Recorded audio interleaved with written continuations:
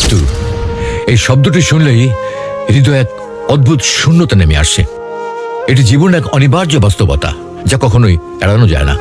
মানুষ কত স্বপ্ন দেখে, কত পরিকল্পনা করে, কিন্তু মৃত্যুর দরজায় এসে সব কিন্তু থেমে যায়। কারো চলে যাওয়া কেবল একটা জীবন শেষ করে না, বহু হৃদয় ভেঙে দিয়ে যায়।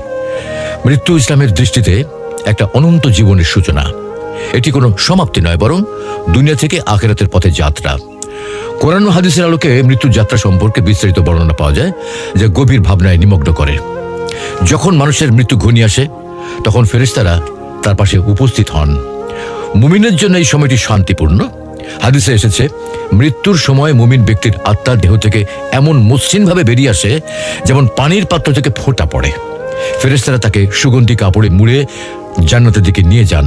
আরেকদিকে কাফের বা পাপীর মৃত্যুর সময় আত্মা বেরোতে কষ্ট পায়।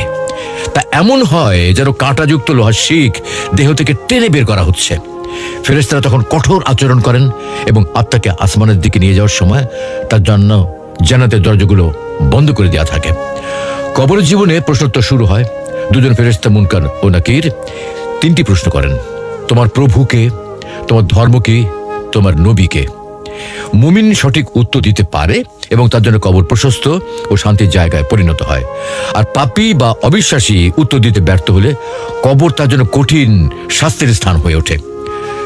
মৃত্যু যাত্রা তাই মুমিনের জন্য জান্নাতের প্রতিশ্রুতি এবং পাপীদের জন্য এক কঠিন পরিণতির শুরু। এই যাত্রা স্মরণ করেই আমাদের উচিত নিজেকে আখিরাতের জন্য প্রস্তুত করা এবং আল্লাহর কাছে ক্ষমা প্রার্থনা করা। মৃত্যুকে ভয় নয়, বরং এক সঠিক পথের সূচনা হিসেবে গ্রহণ করাই ইসলামের শিক্ষা।